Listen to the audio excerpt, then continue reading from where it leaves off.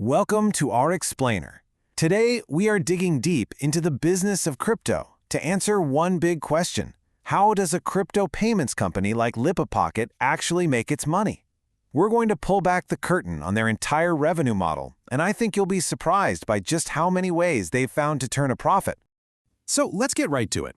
Beyond all the tech jargon and the big ideas about blockchain, there's a real business here that needs to make money to survive. So how do they do it? How does it all work? First off, what even is Lipa-Pocket? Well, the easiest way to think about it is like this. It's a lot like the mobile money apps you probably already use on your phone. The huge difference, though, is that instead of using traditional cash, it runs on stablecoins, in this case, things like USDT, and the whole thing is built on the blockchain. Okay, so with any business, if you really want to understand it, you just have to follow the money. And that's exactly what we're going to do. We're going to trace a single, everyday transaction from the very beginning to the very end to see exactly where Lipa-Pocket makes its money along the way. So to make this super clear, let's follow a typical user. We'll call him Alex. By watching Alex go about his day using the app, we can pinpoint every single moment where Lipa-Pocket takes its cut. Believe it or not, for just one simple purchase that Alex makes, Lipa-Pocket has 3 different opportunities to make money. First, when he puts money into the app. Second, when he actually spends it. And third, when the merchant he paid takes their money out. Okay, so that first profit point has a name. It's called the conversion spread. When Alex decides to load up his wallet, he's converting his regular local currency, what we call fiat, into the USDT stablecoin. Lipa-Pocket just adds a tiny margin on top of the real exchange rate. That little difference, that's pure profit for them. Next up is the one you probably expected, the good old transaction fee. So, when Alex uses the app to buy his morning coffee, Lipa-Pocket charges a small fee for the service of making sure that payment gets from him to the coffee shop instantly and securely. Simple as that. So let's just make sure this is crystal clear. The spread is what they earn for the service of changing your money from fiat to crypto. The fee is what they earn for the service of letting you spend that crypto. They're 2 totally different actions, and they get 2 different charges. And that brings us to the final piece of this little puzzle, the withdrawal fee. This happens on the other side of the transaction. The coffee shop has its earnings in USDT in their Lipa-Pocket account. When they want to cash out and move that money into their traditional bank account, well, there's a fee for that conversion and transfer service too. But, Alex buying a coffee is just one tiny piece of this whole thing. The real money, the real scale, comes from the entire business ecosystem.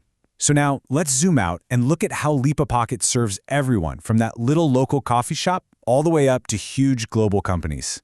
And it turns out, beyond what users like Alex pay, Lipa-Pocket has 4 main ways it makes money from its business clients. You've got your standard merchant fees, then you have subscription fees for big enterprise clients, fees for developers using their system, and they even make money selling the physical point-of-sale hardware. And this table here really shows their brilliant 2-tiered strategy. For a small merchant, like our coffee shop, it's a simple pay-as-you-go deal. They just pay a small fee on each transaction. But for a massive corporation that wants to do complex stuff like payroll or bulk payments, they pay a recurring monthly or annual subscription fee for access to all those powerful, integrated tools. Now, this is where things get really interesting. The true scale of this business doesn't just come from the fees that users and businesses can see. It comes from monetizing the deep underlying financial infrastructure itself, the actual rails that all this digital money runs on.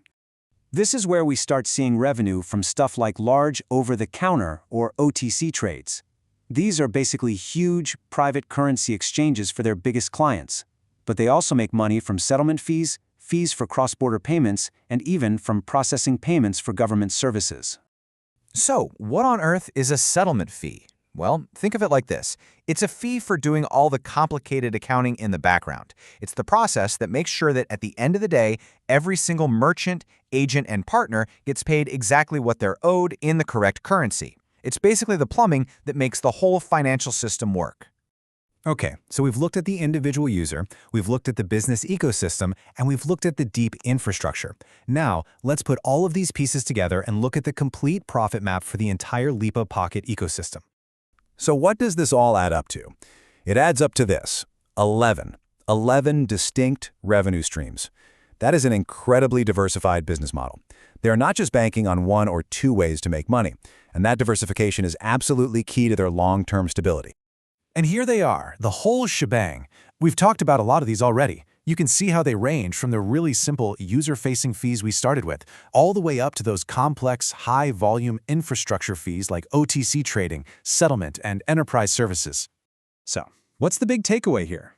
The strategy is clear and it's pretty brilliant. It's not just about collecting a few pennies when someone buys a coffee. No, it's a comprehensive, multi-layered plan to earn revenue from every single step of a digital dollar's journey. And all of this brings us to a final, much bigger question. As these complex financial models continue to merge the worlds of crypto and traditional finance, we really have to ask ourselves, who is actually building the financial rails of our future economy? And maybe more importantly, who is going to own them?